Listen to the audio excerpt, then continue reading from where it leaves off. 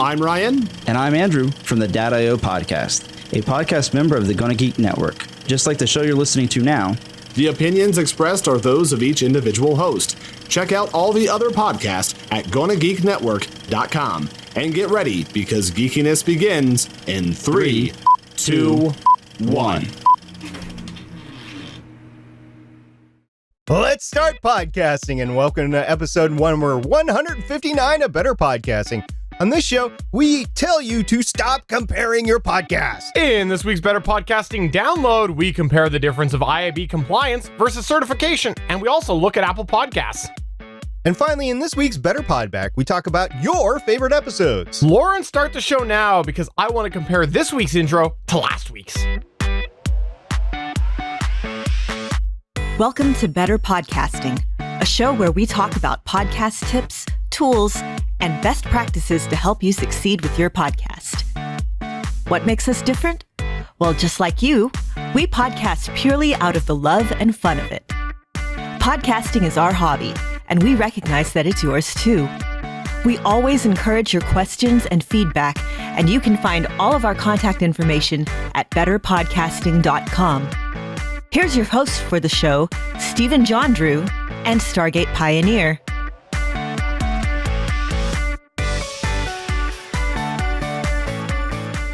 Welcome to episode 159 of Better Podcasting. I am Stephen Jondrew, and of course I have Stargate Pioneer with me today. Please call me SP. We love podcasting here on Better Podcasting. It's a podcast about hobby podcasting, and we cannot wait to tell you about everything that we're going to talk about this week. We got a jam-packed show, don't we, Stephen? Yes, we do. The first thing that we're going to go ahead and kick it off here is with what we like to call a how I could have saved my podcast story. We usually like to start off our show when available with a how I could have saved, or how I did save my podcast story. And what that is we encourage you, the listener or viewer, to send us a story about something that went wrong with your podcast and what you did to save it. And then we will talk all about it, and we could all learn as a class together. But when we don't have one of those, we like to dig into the ether, the podcast ether of the internet, and go ahead and pull out a story and talk about how somebody could have saved said podcast. And we like to hit up Reddit because there's a lot of really good conversation over on Reddit. And the best part about it, yes, there are repetitive subjects over on Reddit, but there is a lot less repetitive spamming over on Reddit. So let's talk about what we've got today, SB. We do. This particular how I could have saved my podcast story is from the podcasting subreddit, which is moderated by Bangs Nutty Bits. Bangs, you do a great job of that. And the title of this one was Podcast in My Car, and was posted by Beam Me Up Scotty Boy 13. And the text of this was, quote, "My friends and I are trying to start a podcast from his car. Right now, we tried to record our first episode and had some difficulties with her mics and also with the way we recorded it. So right now, we have these mics that clip onto our clothes or seat belts, and from there, it hooks to his phone and he records it on his phone. I'm just wondering if anyone has any advice for equipment or software we could use to better our sound quality while we're driving, or is it a good idea to even be driving? And also, is there a better mic out there for us to use? We are completely new to this, so any help would be greatly appreciated." And that was the post. First of all, I got to say, congratulations on wanting to start a podcast. What a great time for you. Beam me up, Scotty Boy 13. That is awesome. Secondly, what Steven is doing for the audio listeners, what he's doing is he's taking a huge clothesline clip and he's putting one of his microphones, which I think is the Behringer XM 8500, on 1800S. 1800S into his shirt. And I'm not sure if that would work or not, but I guess you could try it. And I don't know, it definitely would stretch out the collar of your shirts. I'm assuming that's what they meant by clipping a microphone onto their shirt. Is that can't think of any other clip-on microphone. That's what they meant, right? They probably meant a lavalier, also known as a lapel microphone. So we're going to talk about some of this. The first thing that we're going to talk about is we want to state that neither of us are lawyers. And if you want a professional legal opinion, please go to a professional.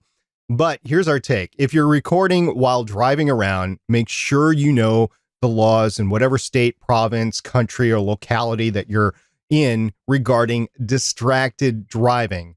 I will tell you, for instance, some states in the United States prohibit driving with 2 earphones in, and other states might treat actual recording as another sort of texting while driving issue or distracted driving. And sometimes this even applies to passengers if they're distracting the driver. And just so you know, this is a risk while driving, and I would consider that risk and encourage whoever wants to try to do this to consider that risk and see if it's worth either mitigating or avoiding. Personally, I would avoid it, but I could see that some people would want to just try to mitigate that. Maybe have a driver who's not recording and just concentrating on the road. That would be a good mitigation factor. Steven, you agree with that? That's exactly what I was going to say. Where I live, never ever going to fly to make a driver podcast as they go, unless of course they're just, way off the mic or whatever. If you have anything near them, like that's distracting, they're going to call it distracting driving. And I think it's not safe either. I think there's a lot of studies to support that. So I would say if that's the way you want to do the show is to have a driver that's not participating. So the rest of you can podcast within your vehicle, because it's a cool concept, but I have seen and heard far too many stories of people just on their phone or doing something. And here you are trying to have an actual worthwhile podcast conversation. How can that not be more distracting than being on your phone? So I think that I personally wouldn't encourage it. I would discourage it. Yeah, some of the conversation that was back and forth in the subreddit post was that, well, this is just normal. This is what we're doing anyway. And I'm like, no, it's not. You're going to concentrate at some point in time on the fact that you are recording. Like, oh, did you get that on tape, or did you get that video of it or whatever? So we'll go back to that in a second. I want to go back to the microphones. Lapel or lavalier microphones, for the most part, are small powered omnidirectional condenser microphones. And this is definitely, when you're in a studio, it accentuates the speaker's voice and it makes it easier to capture the audio from that. Unfortunately, however, this also will allow the fact that it's an omnidirectional condenser, unwanted sounds like road noise, engine noise, and other ambient noise to enter into the recording as well. Additionally, they might pick up a lot of clothes rustling. Now, I did like one thing in their post that they were talking about actually clipping it onto the seatbelt. And I think you would have a little bit less movement on the seatbelt itself if you could disassociate it or distance the actual microphone from the clothes. But it's possible that it will rub there and you get some of that noise. And especially with the car moving around, even if you're not trying to move, you're going to be moving around a little bit and bouncing around. So there's a possibility that that microphone is going to actually catch on your clothes zippers, on guys, on your neck hair, your whiskers, and you're going to get some rustling sound from that. So that's why a lapel or a lavalier microphone might not actually work for you. Now, I'm going to move back into, go ahead, Steven, you were going to say something. There's one other thing that I want to go ahead and mention as well with the sensitivity of the condenser microphone. It's this, and I'll just go ahead and head on over to YouTube's sound effect library, and we'll just go ahead and go with this.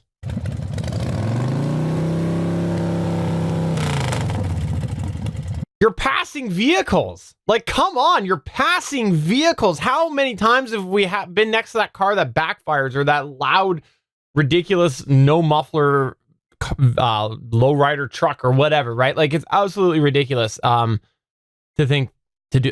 Sorry, I'm venting. I should just stop with my venting. So you don't have any vehicle inspections up there in Canardia? We do, but people still don't follow the rules. But continue. Okay. I want to go back to the actual act of podcasting in a car. I could see why people would want to do this. And I'll tell you 2 interesting things or shows that I've heard with this. They're not podcasts, though. They are accentuating video, and this gets to an audio reason later. Think Cash Cab, if you've ever seen that, and if you happen to have the Game Show Network, Cash Cab comes on every once in a while, or Comedians in Cars Getting Coffee. Those are 2 video shows, and they're primarily video shows, and I think they do a better job as video shows for a reason. There's visual movement, even if the camera is just focused on the vehicle occupants internally. And then that visual aspect then obscures what might be lesser quality audio. And those cars might actually have additional sound attenuation installed in them as well, because they're basically recording sets. So if you do want to record audio in your car, you might want to double the sound attenuation that is inherent in the car with additional, in case you have any like sound traps, maybe near the rear window or whatever, when you're out recording, and you probably shouldn't be moving at that point in time.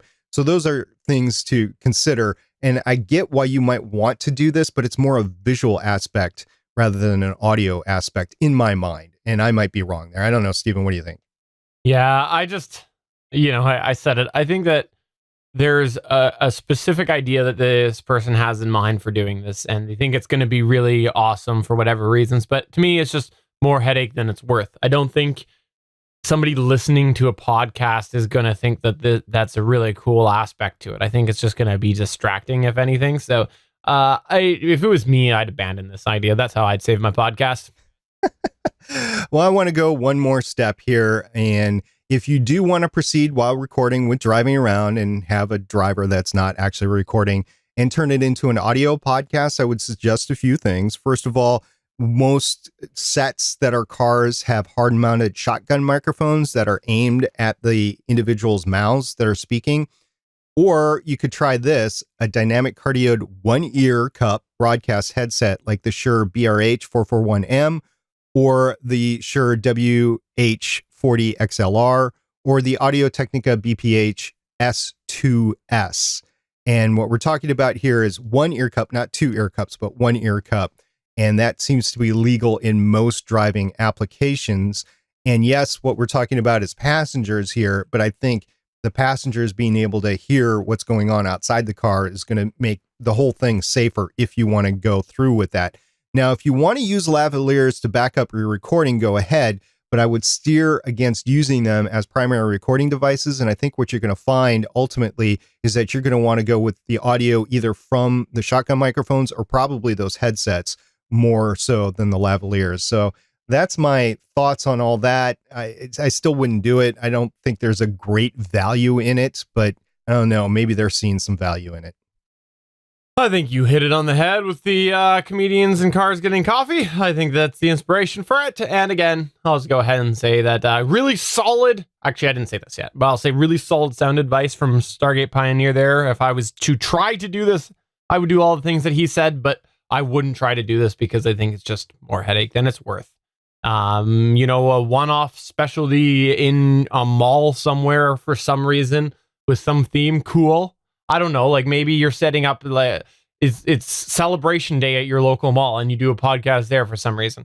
Cool. You're advocating driving in a crowded mall. Yeah. Blues Brothers. Let's move on to the main topic.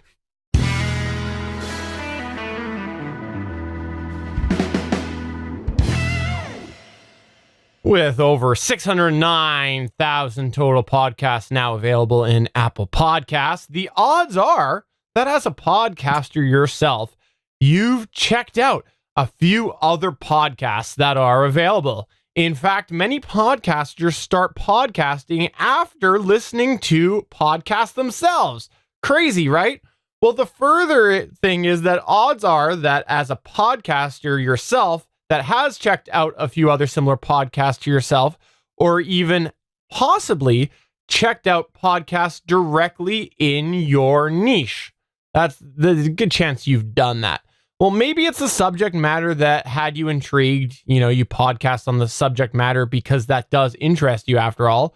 Maybe it's just because you wanted to see how others approach podcasting. Or maybe, just maybe, you listen to other shows like yours to compare that show to your own. It's kind of like how when I get up in the morning, I have a nice routine. I go in my bathroom, I do my morning routine. And one of the things that I do is next to my mirror, when I'm putting my gel in my hair, I have a picture of Stargate Pioneer because I like to compare my face to his every morning and just do comparison. It's the whole not beard thing, right? You're jealous of the not beard thing now, absolutely. Right?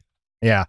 So if you are, in fact, listening to other shows or even just paying attention to them in their social media or discussion forums to compare your show to them, we have a simple bit of advice for you. Don't. One word. Don't.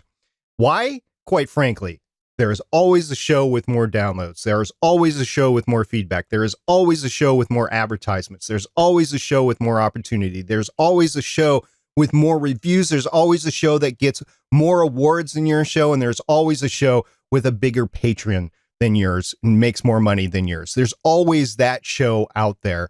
And if there isn't, then you shouldn't be comparing your show to anybody else's. Anyway, do not compare your show to those shows. Instead, try to improve your own show and have fun with your own show. So for the next few minutes, what we're going to do is we're going to discuss both paying attention to other similar podcasts to yours while not obsessing about it.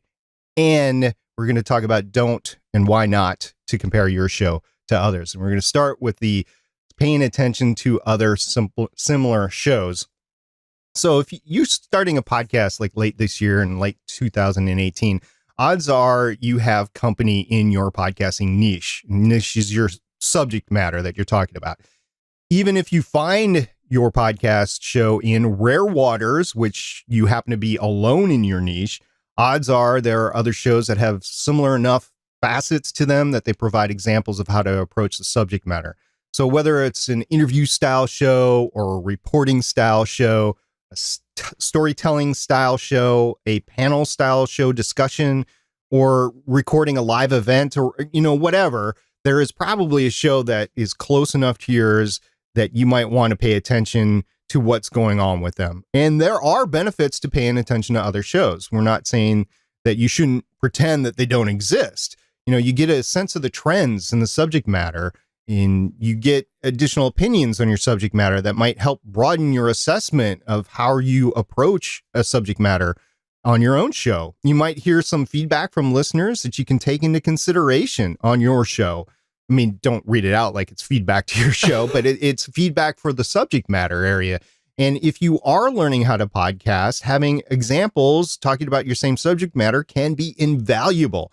You can decide on what you want to do or what you don't want to do based on what you're hearing. You can decide what your own style is going to be, picking and choosing for what works for others or what you think will work for you from others, and see in general what works and what doesn't work.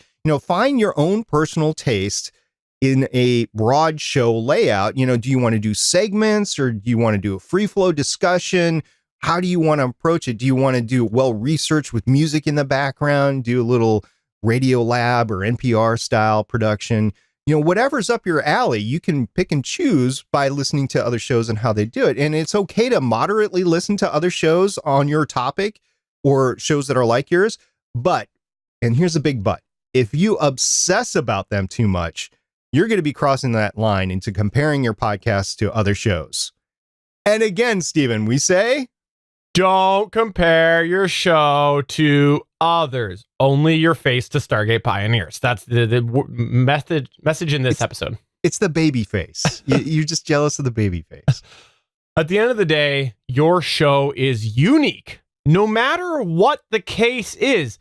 Even if you are like Stargate Pioneer, where you started a show on the exact same day as another similar show and have recorded the exact same number of episodes, all the exact same length, hosted by the exact same number of hosts on the show. At the end of the day, your show is still different because it is you. There are minor differences that you might not realize, but your audience probably does. Some examples of how your show might be different are that you are a different person than those other hosts and presenters. You have different life experiences than those hosts and presenters, and that's going to find its way into your podcast. You've also probably got different opinions than them, even if they're just slightly different. And you probably have a different way or a different method of approaching the same subject matter. We've talked about it before. Your audience likes you, and your personality is going to be woven into that podcast of yours. And that's going to cover a variety of different aspects of your podcast. Heck, even if you're telling a story, there are different ways that you can tell a very similar story. And one really good example, if you're still listening to your iPod or you're looking at your computer saying, you guys are wrong, we've got a really good example of that. And that's the sort of, quote, twin films. So twin films are films that are very similar plots, similar concepts, usually come out about the same time, made by different companies, but they are different products. And we've dug up a few examples of this just so we could talk about it and make you understand that what we say is right.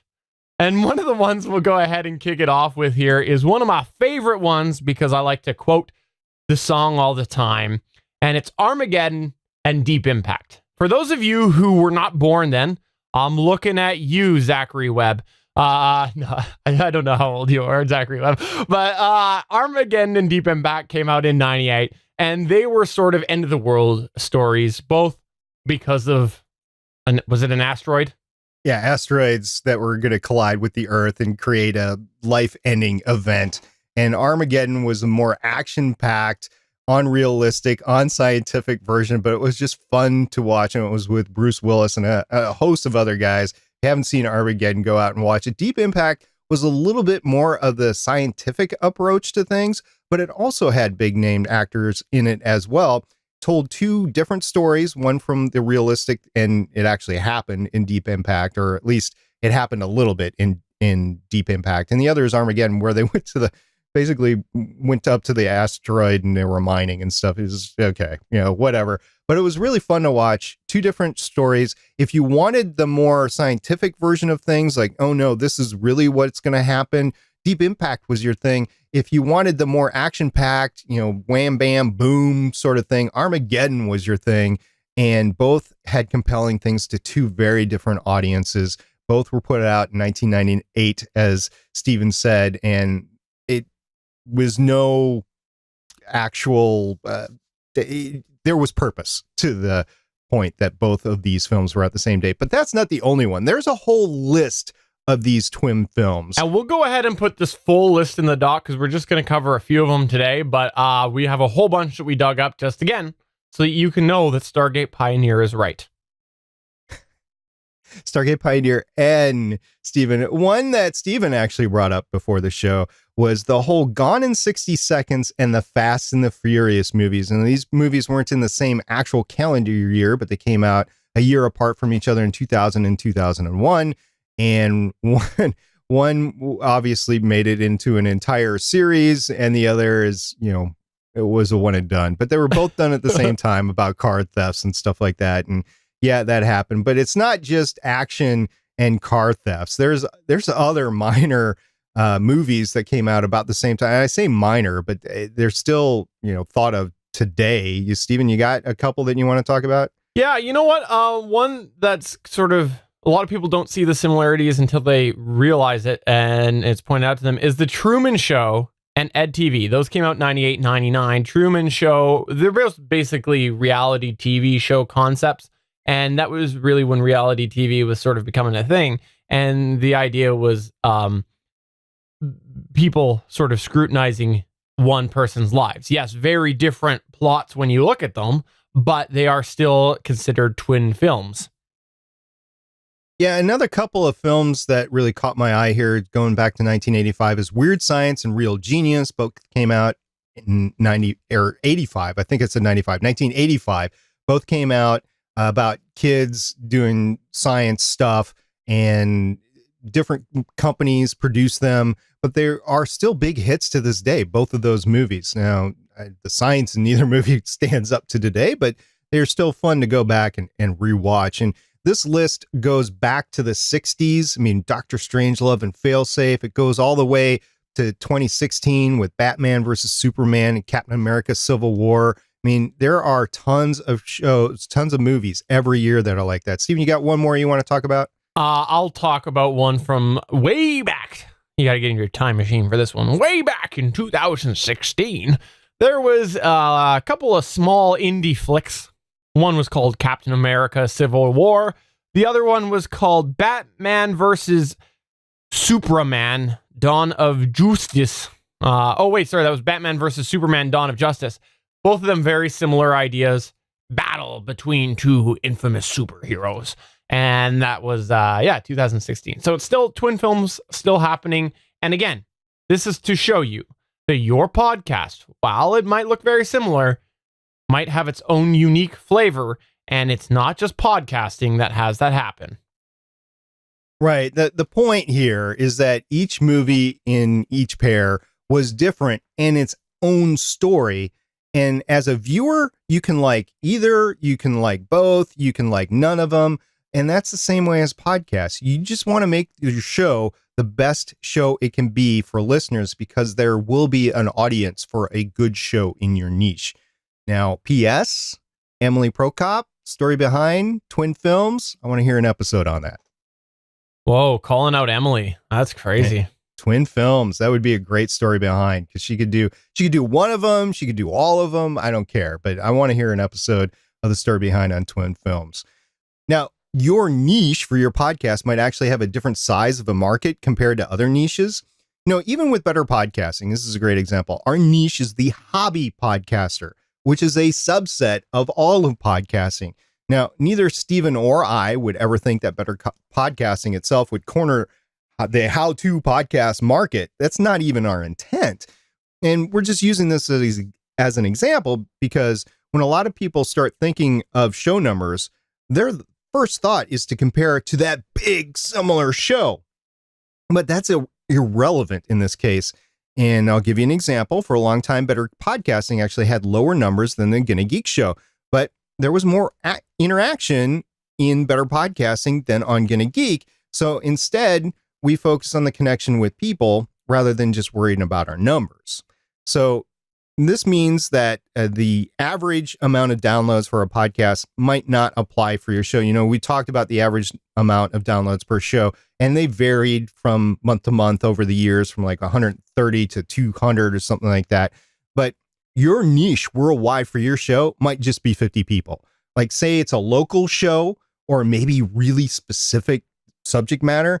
So if you're discussing this town of 8 people, or you might be discussing Apple II computer repair, or maybe the technology behind transistors or vacuum tubes, the audience is definitely going to be limited compared to, say, the latest smartphones and home personal audio assistants. So you got to take into account what your niche possibilities are in terms of audience.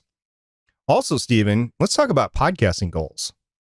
Yeah, your podcasting goals might be a little bit different than somebody else. For example, if we continue on this train of thought of comparisons, the Curiosity Daily podcast is a show that comes out 6 days a week, and it's produced by 2 full-time employees. This is that podcast that when we had infamous Cody Goff on the show that he does for his day job, the episode lengths are designed to be about 8 to 9 minutes long. And the podcast is distributed as audio only, as well as through an Alexa Daily Brief. Curiosity also has a promotional budget. Comparing it to the GonnaGeek.com show, however, we do a once-a-week tech and geek show, and our episode lengths are designed to be about an hour. And our podcast is distributed as a weekly audio podcast, but also as a YouTube video. The recordings are live, just like we do here on Better Podcasting on Wednesdays at 8 o'clock p.m. Eastern at www.Geeks.Live. That's when we do Better Podcasting on Mondays, is GonnaGeek.com show. Check out Geeks.Live. The recordings are live, and on GonnaGeek, it's also unfunded. It's something that we do it out of the love of hobby. We don't have a promotional budget. It's just the love of myself, Chris Farrell, and Stargate Pioneer. So it's impossible to compare the two shows. However, it is possible to say that podcasting has enabled both of the producers' full-time jobs. Another area that some people compare with their shows is awards given to podcasts. The trouble with that is awards given to another podcast might have been skewed, or these award shows might have been skewed towards the other show that has gotten the awards. So here's something to consider. The people behind any awards body have set up the awards for a specific reason and can also change the award criteria at their will to fit whatever they want to actually accentuate with the podcast awards. So for example, the recent awards that were announced by iHeartRadio, it's designed to promote their brand, reward shows distributed through iHeartRadio. The panel and award criteria were selected by iHeartRadio, nobody else. And this basically award show is all about iHeartRadio. It's just another example of other award shows that do the same thing. So in this particular case, if your show is not on iHeartRadio or doesn't get as many downloads or listens on iHeartRadio as others because of the demographics of who uses iHeartRadios and who actually listens to your show, I wouldn't expect your show to win versus other shows. And if you would like your show to get a specific type of attention, you are always welcome to start your own podcast awards, which is a pain, I will tell you, but it is possible. Or you could hire a PR consultant to lobby for your show and promote it for voting for those specific reasons. And that does happen. But in the end, the best way to get awards is just to create quality, enjoyable, and captivating content. We're going to go back to that over and over. The way to improve your show to get more comparable numbers to somebody else is to just create better content and concentrate on that. So we talked briefly earlier on about feedback. Well, often shows with a lot of feedback actually work to get that feedback. Yeah, they don't just put their product out there and expect feedback to come in. They work for it. Although, when we started, we kind of didn't. Our audience is just that good. You guys are that good. But putting us aside, those shows that get a lot of feedback mostly invest to get that feedback. And how they do that, they set up some sort of central hub for that show. Maybe it's a Discord server. Maybe it's a Facebook group. Maybe it's a website or a forum, something like that. They also spend a ton of time marketing the show and the central hub that they set up. And a lot of time is spent in interactions through everything, social media, their hub, and in their forum, group server, or whatever, to actually cultivate that feedback. And Stephen, one way to receive more feedback is to communicate with your space and your audience to cultivate that feedback. So it's not just your listeners. You're trying to go out into whatever that space is for that subject matter.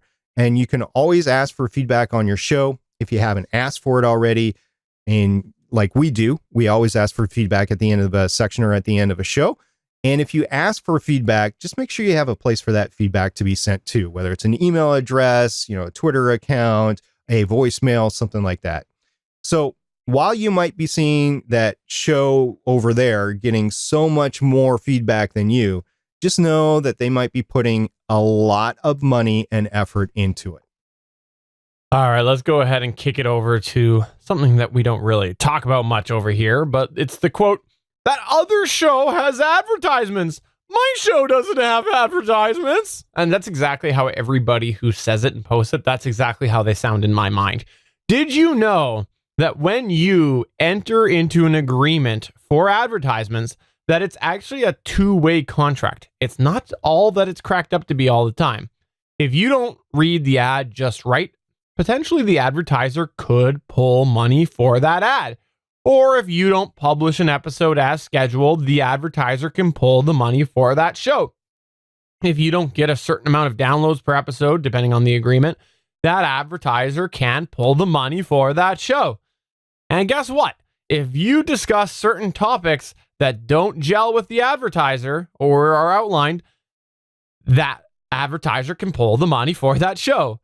So ad reads might just not necessarily be the best fit for your show either. And even in the free hosting platform like Anchor with its CPM rates, they have their own downfalls. And I know that Stargate Pioneer loves talking about Anchor downfalls. So SP, what are these? So many listeners have actually turned to podcast over radio because of the ad-free listening experience. And one thing that I've seen on the listener side of Reddit and the feedback over there is, oh my gosh, this podcast sucks because they have 6 minutes worth of advertisements at the beginning. So some people just don't want to have that advertisement in there.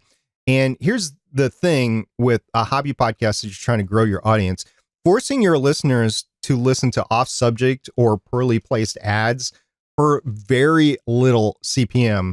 And what is CPM? That's cost per million or thousand, actually, where M is the Roman numeral for 1,000. So CPM in the advertising term, in the revenue term, is the cost that somebody will pay you per 1,000 listens, downloads. And it's very low in podcasting. So if you're only getting like 200 to 500 downloads per show and your CPM is somewhere like $15 or $25 for that one ad, you're not even getting half of that for each episode. So if you're only going to make $12 per episode, this might not be in your show's best interest, because what you're doing is you're going to end up turning away some of your audience who have turned to podcasts to get away from ads. You're showing them an ad, and so they don't want to listen to you anymore. You're not growing for their audience because they want to run away, and you're not growing it. So if your show has less than the 500 downloads per episode, I'm wondering if it would be worth the hassle. So instead, focus on creating good content and publication and increase your audience size that way. One way to prepare your podcast for ads is you can place fake ads or podcast news announcements for your own show as ads in your show. And that would show potential advertisers that you're ready for sponsorship. So you can have a ready-made podcast for sponsorship, but I would wait until it would actually make financial sense. And it would, if you're doing fake ad, you can make it fun for the listener because it's funny. And that's the whole point of a fake ad. Just try not to interrupt the flow of your show in the process, but also consider that your show not having ads might possibly be a way to bring more people in. And if you're really looking to monetize, maybe you can do it another way, for example, Patreon. So, Stephen, what's another question that we see all the time? The other host is asked to guest and speak at events more than me. It's so sad. Look at all that friendship that host has. That's again, another way that question or statement is always said in my mind. Right. So, you go to these events and not all the time speakers actually are paid to travel. So a lot of times they're actually paying for their own travel. If you're a hobby podcaster, it's not your full-time job. So you are actually taking time off of work, you're traveling, you're spending your hard-earned money for hotels, that sort of thing, just for that notoriety of being placed at an event. So let's go down some of these things. Are you personally ready for those speaking opportunities? Do you prepare for the opportunities that you actually have now? Do you seek out opportunities like maybe panels or instructional topics at conventions or events? If you do present good material to the right audiences, this could actually be very lucrative promotional avenue, but it takes time, practice, and effort to pull off. So that is a differential between you and another podcaster. Maybe they've done more preparation than you. Maybe they do it as part of their full-time job. So this is just an extension of that. Or maybe they are looking for these opportunities where you're not. I mean, we've done several panels on the GonnaGeek network because we actually apply, we plan, and we do it. If you're not actually going through this process, which in some cases is a year in advance, you're not going to see those opportunities materialize. So just telling you, if somebody else is going out and speaking at events, it's not all the panacea that you might think it is. And the last area that we're going to talk about here, the last statement that we often see people complain about is, I don't understand why their Patreon is bigger than mine. Yeah, right. Okay, so first, do you have a Patreon account or a way to solicit donations for your show? Because that would be why it's bigger than mine, because I don't have one. Yeah, that's right, Stephen. Mm-hmm. Secondly, if you do have one, have you advertised it on your show? And are you creating good quality content that helps increase your audience size? So Patreon is based on two main things. People love your content and people want to give back to you because they love your content. And the better content you have, the more likely you are to grow your audience. And the audience size, not everybody's going to give it to your Patreon. So a fraction of that audience will want to donate. So the bigger your audience, the bigger that fraction is going to be. So let's say it's just 10%. So if you have 100 people listening to your show, you have 10 people that might want to donate to your Patreon. That's actually high from what I've heard, but I'm just using it as an example. If you have 1,000 people listening to your podcast, subscribe to your podcast, 100, if using that same 10% would work, would be donated to your Patreon. So again, the key is to grow your audience so that that fraction would be bigger that wants to engage with you, and in this case wants to donate to you. So in the end of the segment, comparing your show to others is actually just wasting your time, and you should really be spending that time making your own content better. Now, can viewing or listening to other shows and other content help you improve? Yes. Will obsessing about other people's content help you improve? No, not at all.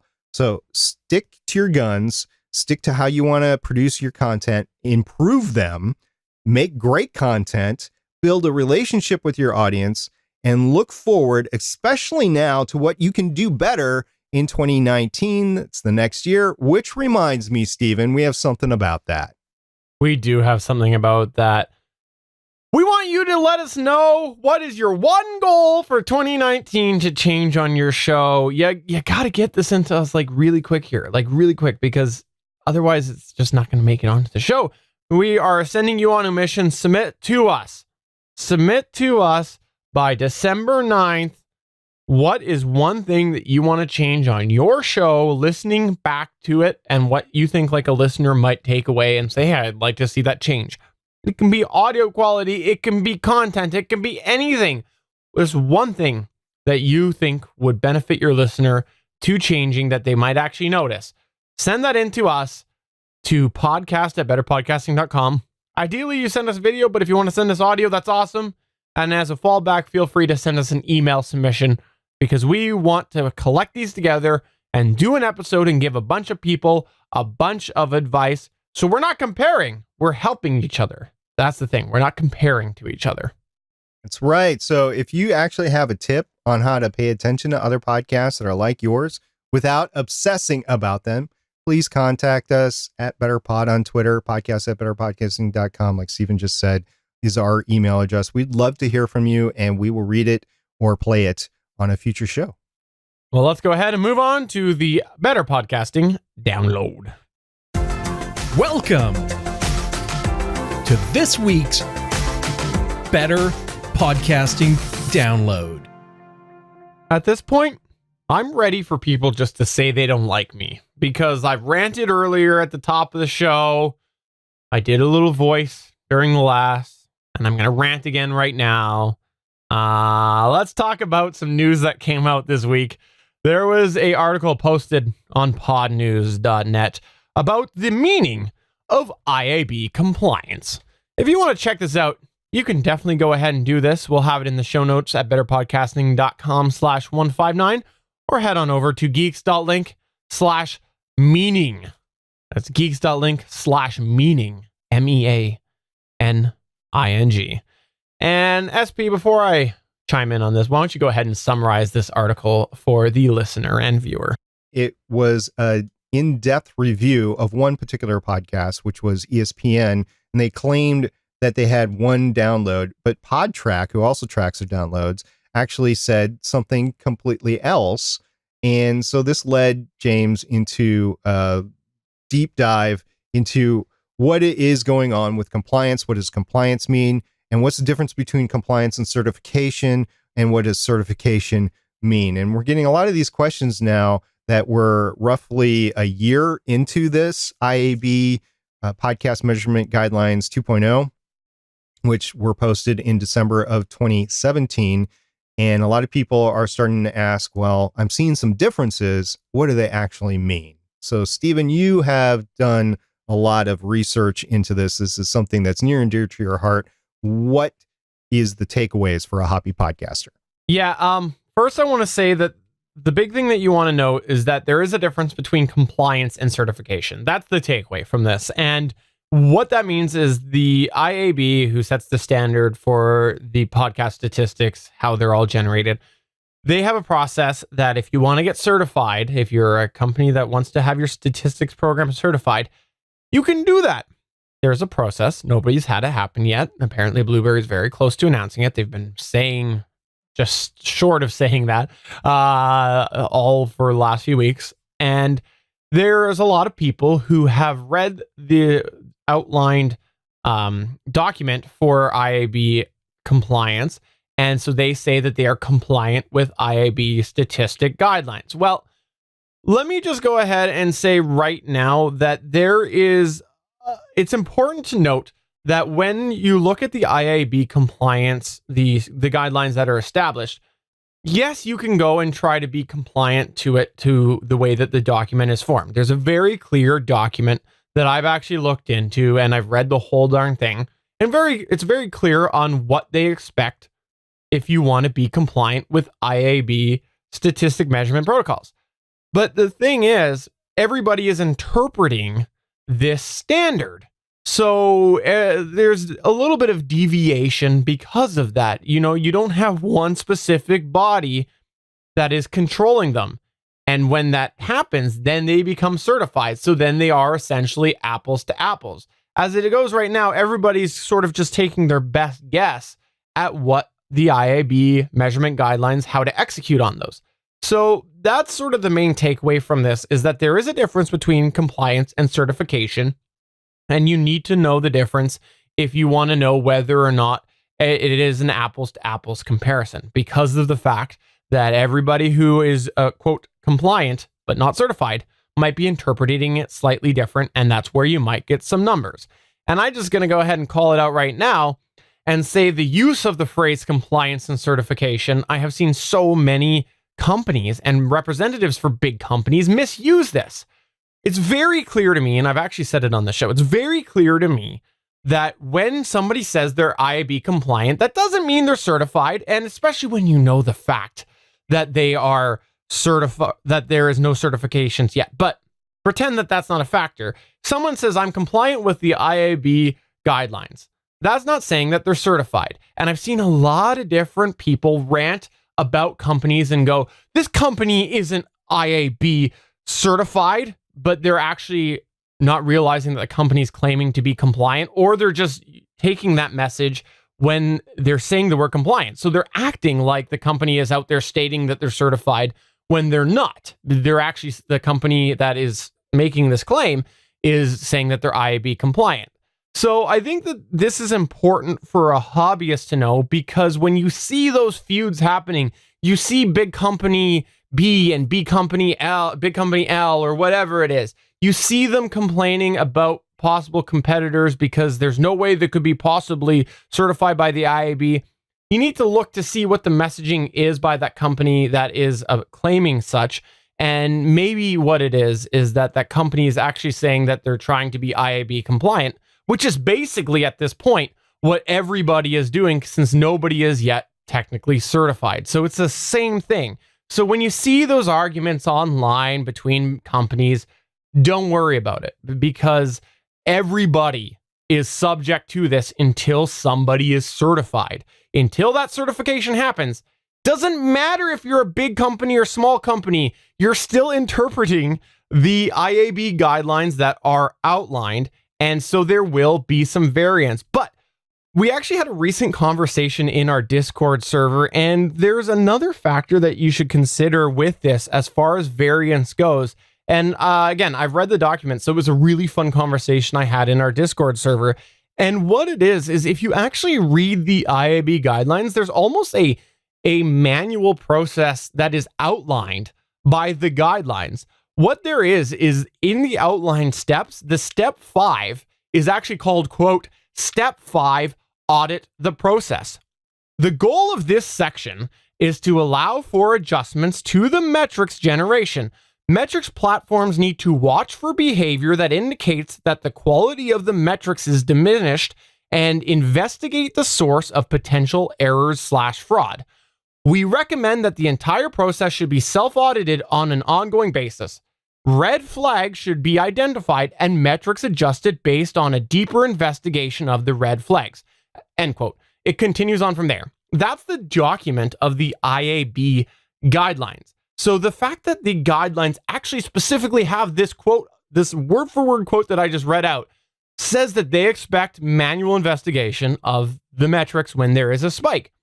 So getting back to the whole certification compliance thing, yes, you will see a variance between the shows. Theoretically, even when all the big companies eventually are certified, because you know it's going to happen eventually, you're probably still going to see a slight variance because of step 5, where you have to audit the process.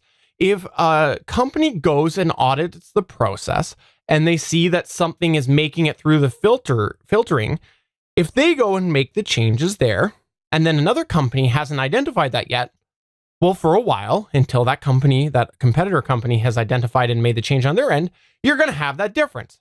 So essentially, the document outlines the fact that there is going to always be something happening that tries to skew with that filtering, and there will always be a level of manual adjustment that happens. So I just wanted to go ahead and get a little technical on it, because the way that this compliance versus certification thing came out, it's definitely worthwhile for people to know about it, because there is a lot, and I say this very passionately because it's true. There is a lot of companies throwing mud against each other with IAB guidelines and certification because of what they're believing to be misuse of the term, or they are seeing misuse of the term.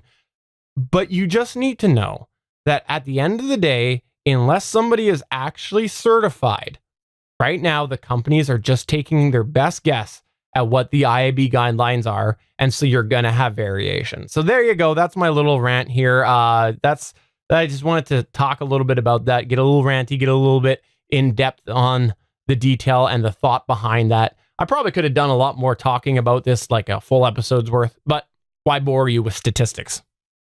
And once a company is certified, Stephen, what's to say that it will remain certified? Like, I don't know. Is there a certification process to maintain that certification? I don't know. So if a company is certified, like say, let's just imagine Blueberry is certified before the end of 2018. So by 2020, are they still certified, or do they have to go back through a audit process of, are they following everything? The other thing that I want to bring out to your average podcaster, your hobby podcaster, is this might result, and we've talked about this before, this might result in your download numbers being retroactively affected. Because if there's an activity that goes on that is considered fraud or is just a mistake, not actual fraudulent, because that requires intent. But if it's a mistake, then they have to go back and fix it if that's their company's policy.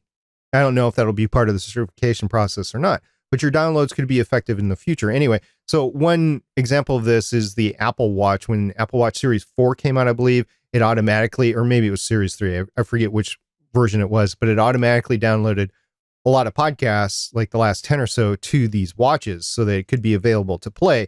And this was something that users didn't want to happen. The companies that were involved saw the activity, they flagged it, and then some of them retroactively affected the stats, and some of them were like, okay, we're just going to affect the stats from here on. This is going to continually happen. This is what certification means. You're reviewing or auditing the process. This will affect your stats. So you might see stats go up and down depending on what's going on out there. And that's the message that I want to make sure that hobby podcasters find out, because some hobby podcasters really obsess about their stats, whether it's 50 or 100 or 1,000, doesn't matter. They really obsess about them. And yes, you will see them go up and down because of it. In summary, I'll just go ahead and say it. This article is worthwhile to have this conversation, but ultimately I'll take the position that the people who really need to pay attention to this whole dissection of compliance versus certification are the big companies that are throwing the mud at each other. I have seen so much mud throwing that I think that they should just really realize that people are now realizing compliance versus certification differences, and that what you're saying, we're not going to believe your BS anymore. There you go. Like I said, it's really interesting listening to some of these big companies and then almost having to backtrack a little bit on statements or future-proofing themselves on the statements they're making. You really have to listen very closely to what's being said. Some cases, there might be a misspeak in there that might lead you down the wrong path, but then you back up and say, oh, they didn't mean this, they meant this instead. But, you know, in the big grand scheme of things, I'm a hobby podcaster. Downloads aren't all that important to me when it comes down to it. I mean, yeah, I want to make sure that I'm continuing on to do the same job that I'm doing or better. But other than that, you know, I'm not making any money off of this. It doesn't mean that much to me. I know it means a lot to other people. So there you go. There's another thing that we wanted to talk about this week, and that's some shocking statistics from Apple Podcasts. This is based on a podcasternews.com article by Daniel J. Lewis on December 1st, 2018. And what Daniel J. Lewis has done is he's done a deep dive into Apple Podcast statistics based on their API. I've listened to him talk about this, and I'm pretty certain that he's got some pretty good numbers. Could there be some minor inconsistencies with the numbers? Yeah, but I think if you're talking all of Apple podcasts, and you're talking the total amount here of 609,000, I think that you're getting some statistically relevant information here. And there's two things I want to focus on for hobby podcasts here. There's a lot more information in the article. It goes down and it says how many feeds belong to each distribution source, and that would include self-hosting too. 83,000 are hosted by SoundCloud, 72,000 are hosted by Anchor. And that was a head scratcher for me because Anchor just started doing this in February 2018. And for them to get more than 10% of all the feeds in Apple Podcasts in less than a year, it makes me think that some things are going on. We'll talk about that in a second. 50,000 are FeedBurner feeds, so basically self-hosted. I would not encourage using FeedBurner, but 50,000 are. I don't know if these are old feeds or maybe new feeds. There's no indication on age of the feeds in this information. 40,000 are Libsyn feeds. 28.3 thousand are Podbean feeds. So that's the main ones that we're going to talk about right here, those 5. So of those 5, we're going to talk about how many have 10 or fewer episodes. Now, SoundCloud had 83,000 total feeds, 50,000 of the SoundCloud feeds have less than 10 episodes. So that's more than half. Of the 72,000 Anchor feeds, 58,000 of those Anchor feeds have 10 or fewer episodes. Of the 40,000 Libsyn feeds, 10 or 11,000 have 10 or few. And I believe that's all the information we have on 10 or few. If you go down to 3 or fewer episodes, of the 72,000 Anchor feeds, 42.4 thousand have 3 or fewer episodes. So that's over half. And 72.2 thousand of the SoundCloud 83,000 feeds have 3 or less. And the FeedBurner is at 8.4 thousand of their 50,000. And Libsyn is 3.6 thousand of their 40,000. I think there's a clear difference in percentages here on the podcasts that are more sustainable on either self-hosting or main media host companies that you have to pay for versus like the free stuff, Stephen. I think that's what's coming out here. Yeah, I'm going to go ahead and make the speculation. As soon as I saw these, to me, it seems like the obvious answer is that, oh, hey, I'm funny. My friend's funny. Let's do a podcast. And then you burn out after like 3 episodes. And what do you do when you're just like, we're going to start a podcast willy-nilly? You find something free. And what is that? That's SoundCloud. That's Anchor. And so I think that's what you're seeing here is a lot of people who aren't wanting to put the time into it and they just start off willy-nilly, or they don't really know what they want to do with a podcast or don't know much about it. They're just going with a free option because, like you said, the numbers are so different between even SoundCloud and FeedBurner. It's unbelievable how many only have 3 or few. And the thing that I think is really important to remember that is that companies like Anchor and SoundCloud, that they do end up wanting to sustain themselves on a free model. Well, they need advertising revenue somehow, right? And so like Anchor, they're talking about how they're going to do that with advertising revenue. Well, I can tell you this. The odds are an advertiser doesn't want to pay a lot of dollars for a feed that has 3 episodes on it made a year ago or whatever it is that's stale. So is that a sustainable model if the majority, or a large portion, I should say, of the business is just dead feeds or 3 episode only feeds? I would think not. I think that's a really important takeaway because you see Anchor waving their flag about how many feeds they have very often. But this here really analyzes and highlights that many, many of those feeds are basically not developed, not active possibly, or just maybe are very slow releases or very, very new. And again, an advertiser, are they really going to want to sink money into something that is very, very new? Probably not. So what we don't see here is total downloads. We don't know what the total downloads of all those SoundCloud feeds are, Anchor feeds, Libsyn, FeedBurner feeds. We don't know. So it's difficult to say that there will be less downloads in Anchor than Libsyn. other than their new shows. And typically new shows don't get a heck of a lot of downloads, especially if you have 3 or fewer episodes. You haven't had that opportunity to garner that audience and grow your audience and make it to a really good big show.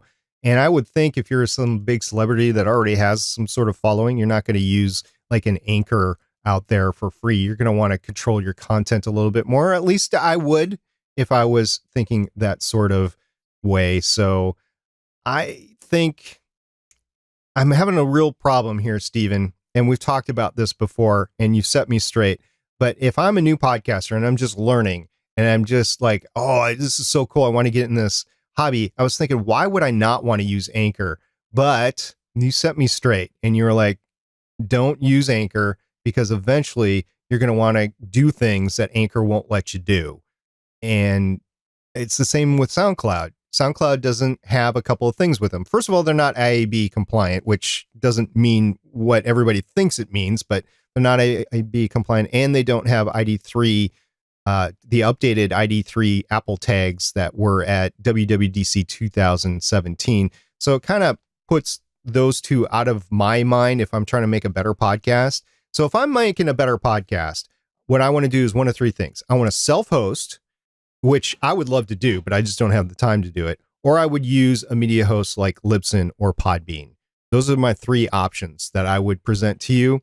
And if you're doing one of those 3 things, I can guarantee you're going to be more invested. You're probably going to have more than 3 episodes, and you're probably going to have more than 10 episodes, and you're going to be in it for a little bit longer. Are you going to podcast forever? I don't know. That's between you and your podcast. But I think you're going to be a little bit more invested if you're going to try to do it the right way.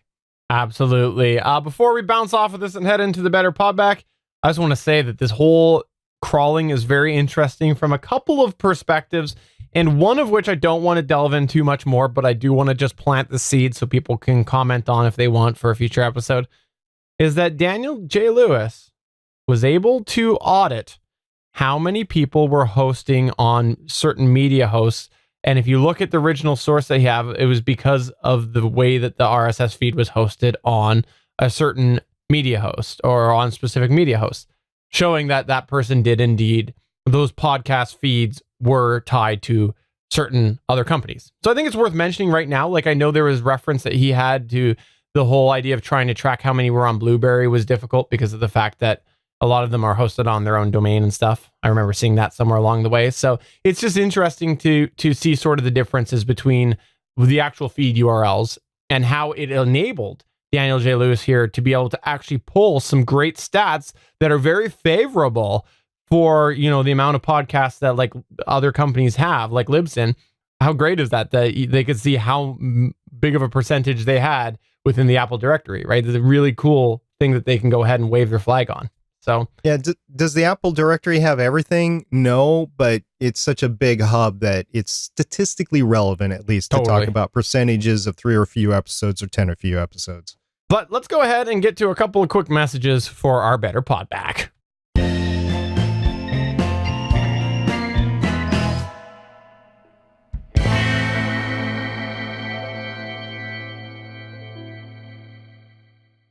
Again, we've said it. We've got a channel over on the GonnaGeek Discord server at GonnaGeek.com/Discord. Fun fact, I also set up BetterPodcasting.com/Discord so that you don't have to worry about spelling GonnaGeek. So if you want BetterPodcasting.com/Discord, we'll get you in over there. And we just wanted to highlight a couple quick things that came out of that channel this week. Number one, we had Damien, the DM, type, quote, starts to ping Steven and tell him the name of the podcast app. Hear Steven find it right as he's about to hit send. So that was in reference to last week when I couldn't find what podcast app that Damien was talking about the previous week in our Discord server.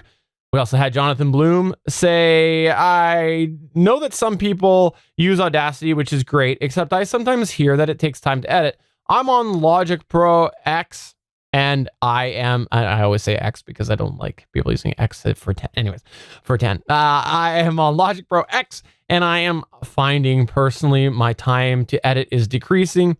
Is it the tool or just the fluency at it? I'll go ahead and save the responses that happened. If you want to go and check that out, it's in the Discord server. Really good chat about editing and trying new tools. We also had Damien, the DM, again with another message say, I really wonder what I'm going to think of my stats when I switch to Libsyn. I noticed a slightly abnormal jump in the overall downloads. Nothing insane, but enough to make me see what was hit. So just talking about how he saw a drop with his current provider, wondering what's going to happen with Libsyn. And there was a little screenshot attached. Again, check that out in the GonnaGeek Discord. This was really fun. Josh Liston goes, I had the staff Christmas party last night, and I've got some serious NPR-style vocal fry going on, and my voice is just an octave lower than normal. What a combination. I wish my voice sounded like this all the time, without the need for craft beers and Jack Daniels. It's a trap. That's perfect. When you got some serious vocal fry going on, just record yourself saying it's a trap. You're going to use it at some point in time on some soundboard, by the way. That's a Star Wars reference from The Return of the Jedi. Anyway, Dad.io, he posted on the Discord, everyone knows SoundCloud is the next great frontier for podcasting. Yeah, just trying to get my joke, my goat there. Absolutely. And finally, before we do wrap up the show, we want to mention we had a fun Twitter post this past week. If you want to get in on this, go ahead, because we'll go through this the next time. We had our somebody, I don't know who it was, I think his name was SP, right? No, it was SP, on the Twitter. What has been your most fun episode for you to record, your highest downloaded episode, and your most meaningful episode? Don't hesitate to give additional details for each and give us your podcast website too. So if you want to check that out, that's twitter.com/betterpod. And we want to see your reply over there. Stargate Pioneer, a really good post that you made. Yeah, we've had some great responses for that so far, and we'll go through them next week. So I just want to say thank you to everybody that already responded to that. I know in some cases it details some work because we're asking for, we're not asking for your numbers. We're just asking for what is your highest downloaded episode and your most meaningful episode. That's your actual determination on meaningful. And the fun is also your interpretation as well. Heck, we were thinking about this on GonnaGeek on Monday. What's our most fun episode? And we can't tell because we haven't ranked them and we've got over 250 of them. So I don't know if we're going to be able to pick just one, but if you had to pick just one of each and let us know. It'll be fun to talk about it. But there you go. That's going to wrap it up for episode 159. So for Better Podcasting, I'm Stephen Jondrew saying Stargate Pioneer, he owes me a hug. That's from the GonnaGeek.com show. There's my little cross promotion. And I'm SP saying, Stephen, I'm not going to give you a hug for $3 Canadian. We'll see you all next time. Bye. Bye.